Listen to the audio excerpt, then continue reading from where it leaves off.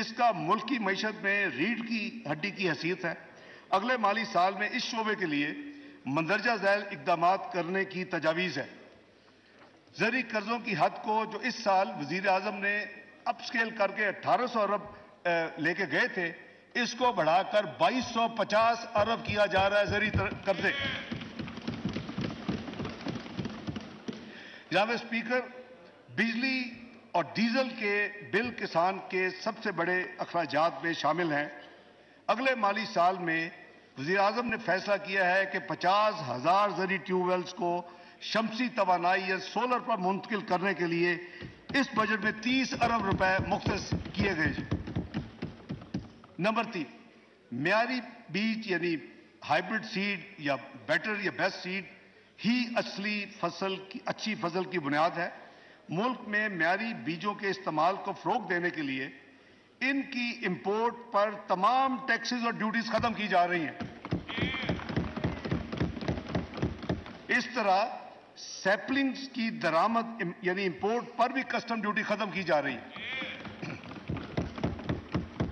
موسمی تبدیلی کی وجہ سے ہارویسٹنگ کی مدت کم سے کم ہوتی جا رہی ہے۔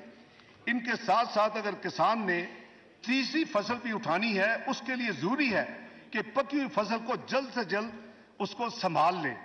اس کے لیے حکومت نے فیصلہ کیا ہے کہ کمبائن ہارویسٹرز کی ضرورت ہے اور اس کے استعمال کو فروغ دینے کے لیے یہ فیصلہ ہے کہ اس پہ تمام ڈیوٹیز اور ٹیکسز کو ختم کر دیا جائے۔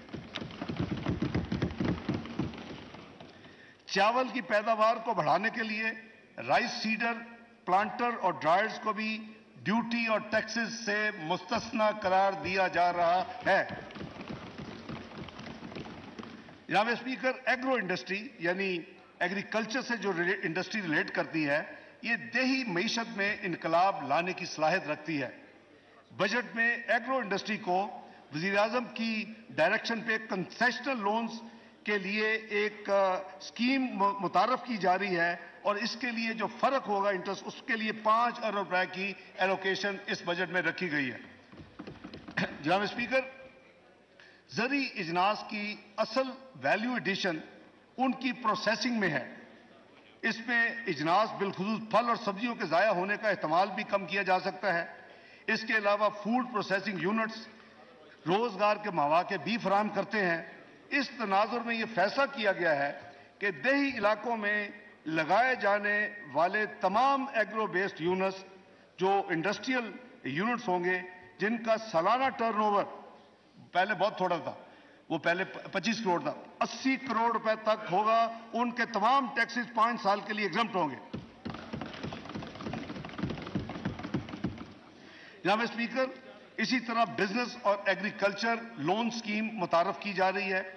یہ جو P M youth business and agriculture loan scheme ہے، اس کے تحت چھوٹے اور درمیانے درجے کے آسان قرضوں کو جاری رکھا جائے گا اور اس مقصد کے لیے اگلے مالی سال میں یعنی 23-24 میں مارک اپ سبسڈی کے لیے، کیونکہ یہ کنسیشنل اور سستے ہیں، تو حکومت پاکستان اس کا ڈفرینشیل پھر پے کرتی ہے۔ اس کے لیے اس بجٹ میں 10 ارب مختص کیے جا رہے ہیں۔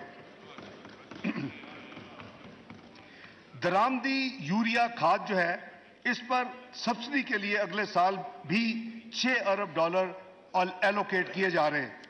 جناب اسپیکر، پیداواری صلاحیت میں اضافے کے لیے چھوٹے کسانوں کو کم مارک اپ پر یعنی کم منافع پر صوبائی حکومتوں کی شراکت سے قرضہ جات فراہم کیے جائیں گے۔